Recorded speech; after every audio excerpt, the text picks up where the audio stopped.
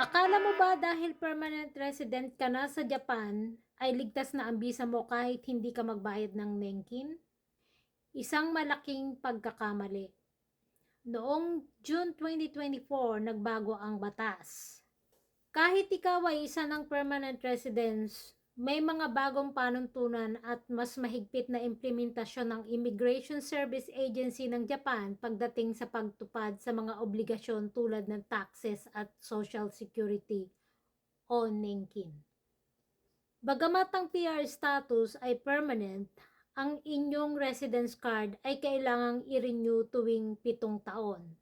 Sa proseso ng pagre-renew o sa iba pang transaksyon sa immigration, maaari nilang suriin kung ikaw ay sumusunod sa mga batas kabilang ang pagbayad ng Nenkin. Noong June 2024, nagpasa ang Japan ng batas na nagpapahintulot sa gobyerno na bawiin o i-revoke ang permanent residency status ng isang dayuhan kung ito ay sadyang hindi nagbabayad ng tax o social insurance premiums. Ang target nito ay ang mga individual na may kakayahan namang magbayad, ngunit sadyang umiiwas sa obligasyon.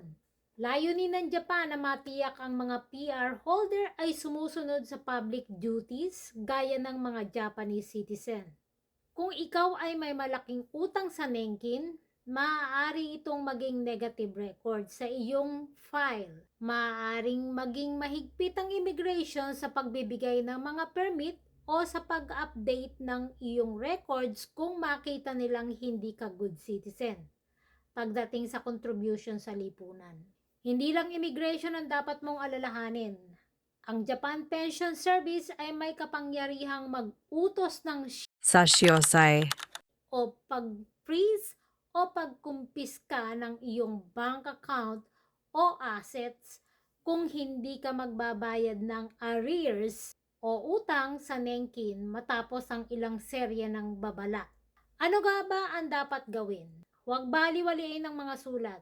Kung nakatanggap ka ng Akane Iro, red or pink na envelope, ito ay final notice bago ang legal action.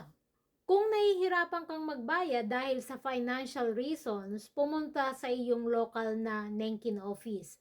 Maaari silang mag-alok ng payment plan or installment or exemption or reduction. Depende sa iyong kinikita. Dahil sa permanent ka na, ang layunin mo ay protektahan ang status na ito. Ang pagiging up-to-date sa Nenkin ay ang pinakamahusay na paraan para maiwasan ang abala sa immigration sa hinaharap.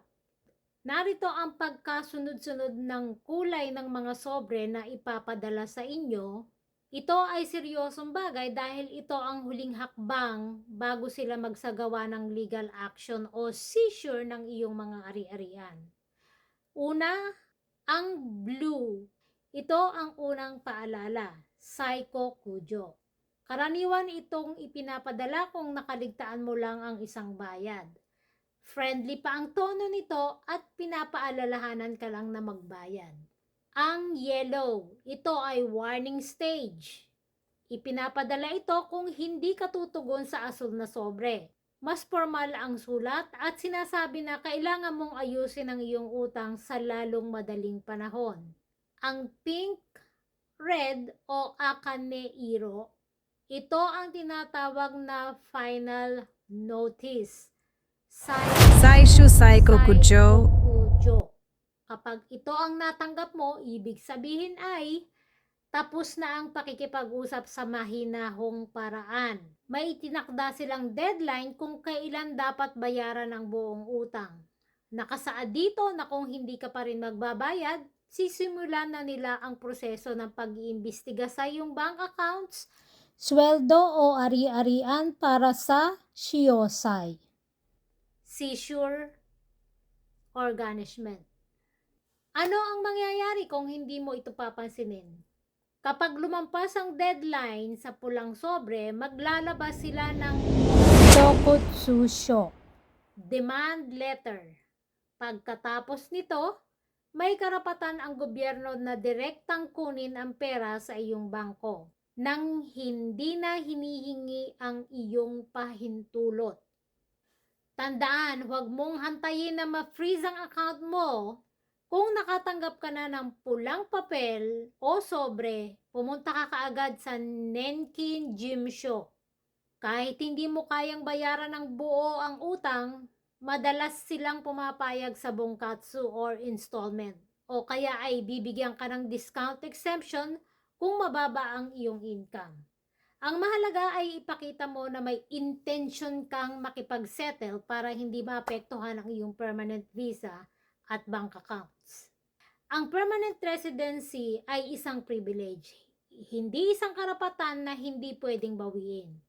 Sa bagong policy ng Japan, ang pagtupad sa iyong public duties gaya ng pagbabayad ng nenkin ay kasing halaga ng pagsunod sa batas trapiko o iba pang krimen.